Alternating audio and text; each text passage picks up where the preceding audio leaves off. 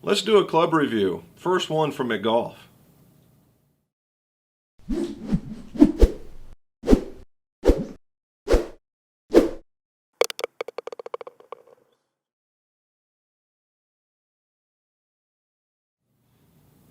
Welcome back to the McGolf shop, and we are going to do the first ever driver review or even equipment review, the Triton from Wilson Golf.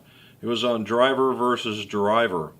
If you like what you see, if you want to learn more about club making or see some more of the reviews in this style or format, please subscribe to the channel. That way you'll get the notification. And if you like this, go ahead and like it. So, driver versus driver. A reality show, first one of its kind on the Golf Channel, brings in a handful, 11 to be exact, of different people from different backgrounds on their idea of what the next big driver will be. And they sit in front of a board, the head of Wilson Golf. Then you have Frank Thomas, ex-USGA technical director, and Brian Urlacher of the Chicago Bears. And there's a couple of professionals that come in there throughout this to ask questions. And they all sell their design to these guys. And they keep whittling it down, whittling it down, whittling it down. It got to 3 they were actually testing. And from the 3 of the actual testing, they whittled it down to 2. And then from those 2, our boy from Cincinnati ended up winning. The Triton boasts the most adjustable club out there, and it probably is. It also comes with the Alda La Rogue. Let's see if you can see some of that. I don't know if you can or not. Anyway, the Alda La Rogue is a great shaft. Okay, it's a great shaft, and it is the real one. So when you compare the real shaft to the price of this driver, it's a bargain. It also comes with some upgrade shafts, and the upgrade shafts are from Matrix and from True Temper / Project X in the Hazardous. Both of them very, very good shafts as well. What I would suggest in every single case, no matter what, is go get fit. If you're going to spend this kind of money and you want your golf to be better, go get fit. Okay? That will maximize everything that this club offers, or any club for that matter, but go get fit. So, the Triton offers 2 sole plates. All right, this one is the titanium sole plate, the black one, and then in this you get a really cool case that holds none other than another sole plate, which is of carbon fiber, and that's what this one looks like. And there's about 10 to 12 grams difference between these two. So if you wanted to hit it lower, this is the one you want to hit. If you want to hit it higher, this is the one that you want to hit. It also comes with the wrench, like everybody else comes with. And then it comes with 2 more weights. And they're a 2 gram and a 6 gram. Now what's already in here, all right, there's a 2 gram, a 12 gram, and a 6 gram already in there. So with the moving of these weights and the application of this sole plate, there is a truckload of opportunity out there to get just tweaked into exactly where it is you need to be. And then finally, they have the Triton from Wilson Golf. And then on the other side, driver versus driver. Some more Wilson staff.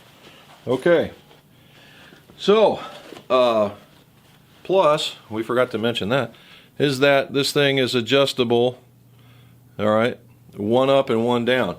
And it says standard, -1 standard, +1 standard, draw and draw. So you got a couple other options that are in there. Some other reviews that I've already seen that were out there said low spinning, low hitting driver, and that's what caused me to take it outside. And it is. It is a low hitting, low spinning driver. Now, that's with the red core on there. You put this titanium core on there, and you switch these weights around and it becomes something totally different. Not only did I test it, but I had some friends of mine test it, and we're all about the same. Mid-80s type golfers. We're not awesome by any shape of the imagination. Every last one of us has a swing flaw, and I didn't want to take video like you would see in other reviews and a guy looking down on it going, oh, this is a really great driver. Not what I'm about. I'm about the club and then what it can do for you, because you know, we're not all PGA professionals. Like to be, but it's just not in the cards. So, what are some of the things that I saw at this? Well, number one, it has a different sound. It's a little, I will say, tingy. It has a different sound, and they really can't do a lot, because when you go to pull this plate off, and I think I'll show you that. We go to pull this plate off, it exposes quite a bit underneath, so can't do a whole lot of sound dampening in here, so you get what you get. Number two, it sits very closed at address, and I'm going to show you this here. We're going to take this off here, and I'll show you this is how it does all the adjustability. It sits very closed at address. Now I thought, I don't mind a closed club so much, but I do mind if it's extraordinarily closed, and this is just kind of in between. Now, in its natural setting, which is what this was, I took it out with my gamer, and I hit it, and all I could do was hit a high fade. Now, that's because I didn't put any very good swings on it. Hadn't hit a ball in about 3 months, so to tell you all that's really not fair to the golf club. However, I went back the next day and with it, and I was hitting some seriously great draws because of the way that it was sitting. I finally got my rhythm back. So here's what it looks like. We've taken out all three of the weights right there, and this thing pops off. And if I can get that, come on. Oh, here we go. There we go. And see, that's what it looks like underneath. And that's the reason why they can't do a lot of sound dampening. And if you hear this, okay, that's kind of the sound that you're looking at. So whether you want this or you want the other one, set it on there, snaps right into place, and then you put your weights. Now they're color coded. The black is a 2, and I want the 2 in the back here. Let's make a guy really draw it. Oh. Get my wrench back. Alright, put that in there.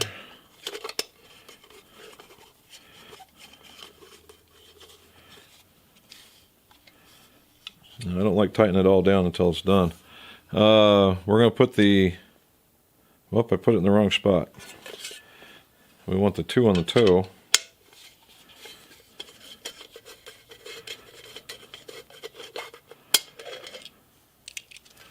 So we'll put the 6 in the heel.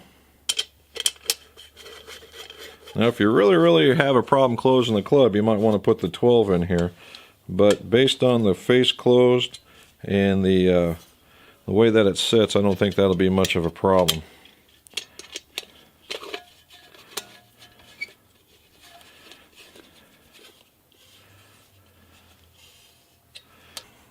Okay, we put this one in the back.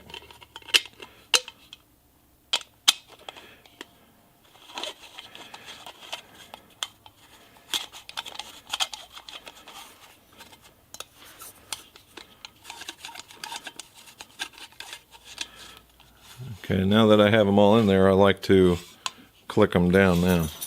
Just give them one. Here, there, and there. Alright, so now we're back to where we need to be. Alright, so I spec'd, if you see here, I got these and I have some more. And I spec'd them all out to check for consistency. These are 45.5-inch drivers. And all the lofts as they're prescribed, the 9s, 10s, and a halves, and I even have a 12. The 9s dead on. 10 and a halves within a half a degree, and the 12 was just there. These play a tad flatter than what you would normally see. Normally you would see something, and the best part about this is we never heard that these were game improvement clubs. And typically when you hear about game improvement, what happens is the lie angle to this is around 62 to 64. Sometimes it's ridiculous. All right, every one of these was right around 59 to 60 degrees. Kind of flat compared to most drivers. I set up to it and I noticed it right away. But honestly, I think it made me swing a little bit better. You know, the teaching is that you don't want to go too vertical. You want to come in from the side so you can pick up some speed. And I think that's kind of what happened. So, not a bad setup. I think personally it rings out at anywhere between a D4 and a D6. Personally, I think it's a little bit much for a driver, but I also think 45.5 is a little bit long for a driver. So if you end up get fit for length, you cut it down just a tiny bit, the weight comes into play, and you're swinging it around, and I think it'll be a killer all day long. Now, how did it compare for me? Well, I took me and I took my buddies, and we all hit our gamers. And when it came right up to it, this guy was virtually identical in total distance to my gamer. However, it hit lower and it ran longer. So instead of landing at, and I hit around 262 is what it was. Had some longer, had some shorter, but on the average 262. But instead of landing at 240 and rolling 20, it was landing at like 220 and rolling 40 or 30 and 40 yards. So because you're coming down with less spin, it's going to take off like you see on the tournaments. So to me, what that means is I need to jack up the loft just a tad, maybe a degree, or switch the rates around. Now what I was also doing is I was hitting these really cool, really far hooks, straight out, and then it would hook at the very end. All the times I've been fitting, it's the first time I've seen it do that. Typically, and it being pull hooks or even pull hooks or push hooks. But this one straight down the middle and then it turned. So I flipped it around. I went to a lighter, because I like a lighter club. I went to the lighter sole plate and I threw the really heavy weight out onto the toe and I started hitting some darts. I don't know if it's because I was starting to get tired. In the second round I did the exact same thing, and with the new setup, and I was 2 yards behind my gamer. Carried it a little bit further, but not nearly as, but didn't roll out nearly as far. With my buddies, about the same thing. So, and everybody, the first thing they commented was the stripe that's on the top here, and then the sound that it made. But in every case, when you know, I've seen a lot of stuff on the forums. Oh, it's very loud. It sounds different. Yes, it does, and I think it should on purpose because it's a new way of getting the club to market. However, after about the third or fourth hit and you're bombing it out there, you don't even hardly recognize the sound. It's just something else to get used to. I think it sets a little bit closed, and I think if I tend to open a little bit, that gives me my loft, and I think I get the best of both worlds. The best part about this is that it also comes with all those shafts. There's a 55 gram Ozic in there, and there's a heavier shaft of 75 grams. So if you're ultra aggressive or ultra fast, you may like that. So all in all, like the club. If you're a traditionalist with the sound, you may not like it. But if you give it a try, go out there and hit it and see what you think. I would have thought that the Rogue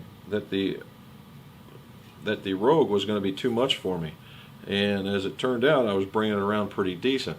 I think that the way I play, do I warrant these types of shafts? Probably not. But I do like them, and if they're available in the club, why not get them? I might go for something. I'm probably in that category with the rest of you. Cut it down just a little bit to make it feel a little bit lighter, and I can control it a little bit more, and then I can do what I want with it and probably gain a few extra yards.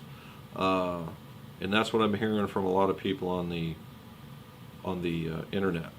So I'm going to, while we're posting here, hopefully I've thrown up some of my flight scope data so you can see what we were looking at and what we were doing.